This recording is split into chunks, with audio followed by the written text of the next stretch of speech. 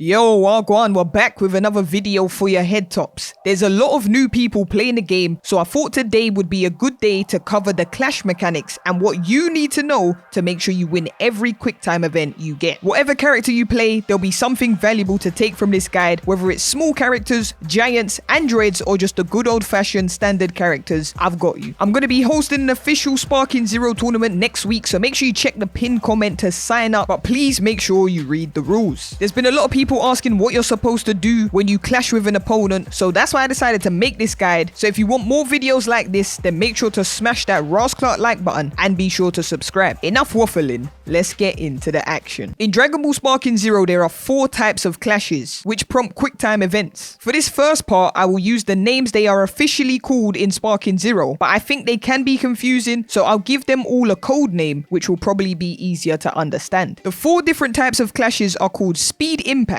This is what I like to call a Super Dash clash. Next up we have Power Impact, and this is what I call a grab clash. The next quick time event is called Crash Impact, and this is what I call a dash clash. And the final clash we have is the one people are most familiar with, and that is called Blast Impact, better known as a beam clash. Each of these clashes have different quick time events, and we're going to break down each one so you have a better understanding of how they work, which means you're more likely to win the clashes. Real quick, before we get into each clash, if you play on classic controls, here's a quick tip to help save your expensive controllers. Go to your settings menu, and in the controls section where it says directional buttons and speed impact controls, change those to standard ASAP. This will allow your quick time events to be button presses instead of analog spins. Also, directional buttons allow you to switch characters using the D-pad instead of double pressing your analog sticks. You'll thank me later when your friends have stick drift and you don't. So first up we have the Super Dash Clash mechanic, and this event happens when 2 people super dash at each other at the same time. There are 2 parts to this clash, and the first part is timing based. From what I've seen, this is actually the most important part of the clash. I've tested several times and it looks like winning the first part of the clash helps a lot for the second stage. You have to press your button, which is usually square, and try to get it within the purple circle or as close to it as possible. This then sets up the second phase of the quick time event where you have to mash the button. The person who gets the most mashes usually wins, but only if they had the better timing in the first part of the clash. One thing to note here is that giants cannot super dash clash. Next up we have the grab clash. This is one of my favorite clashes because it looks cool and there's some silly matchups that we can see a bit later. This clash happens when 2 people grab at the same time. I've seen a lot of people mashing the button prompt when this clash happens, and that is not how you're supposed to play this minigame. Instead, you have 4 seconds to get your meter filled as close to the line as possible. This can be done by holding the button or short bursts of holding and releasing the button to make sure you don't go past the line. If you choose to use the boost function here, it will allow more room to increase your meter gauge, but can also backfire if you lose the grab clash as it uses up ki. Fun fact, it looks like you can only grab clash a giant when you're hovering off the ground. That is if you're a normal character. Also, 2 giants grab clashing has a unique quick time event which we can see right here.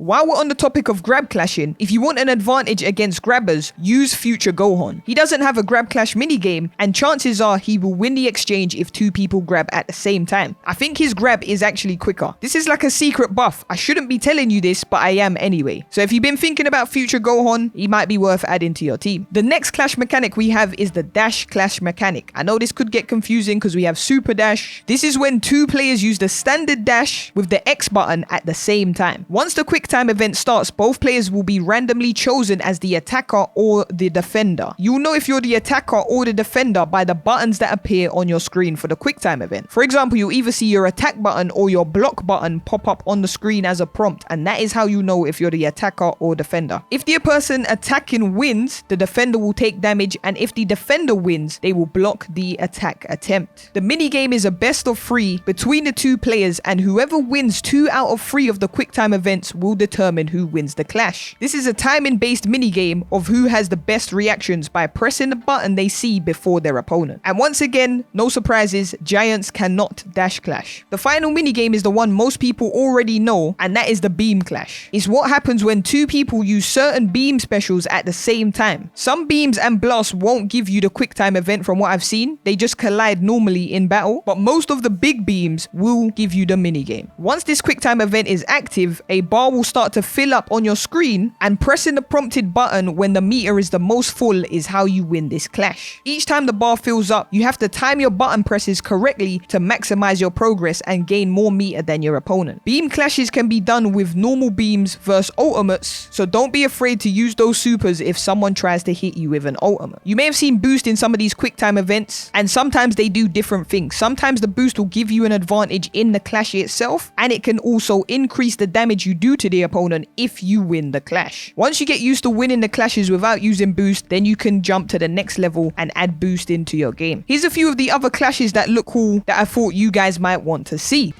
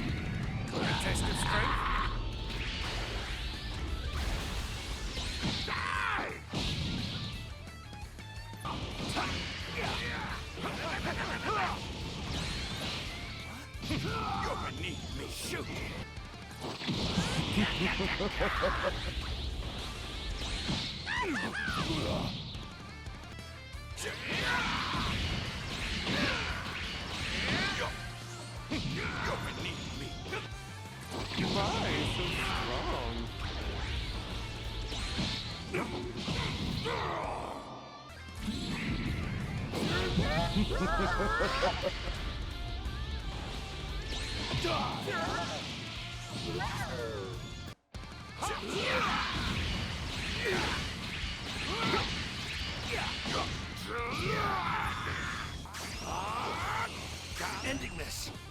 Masenko!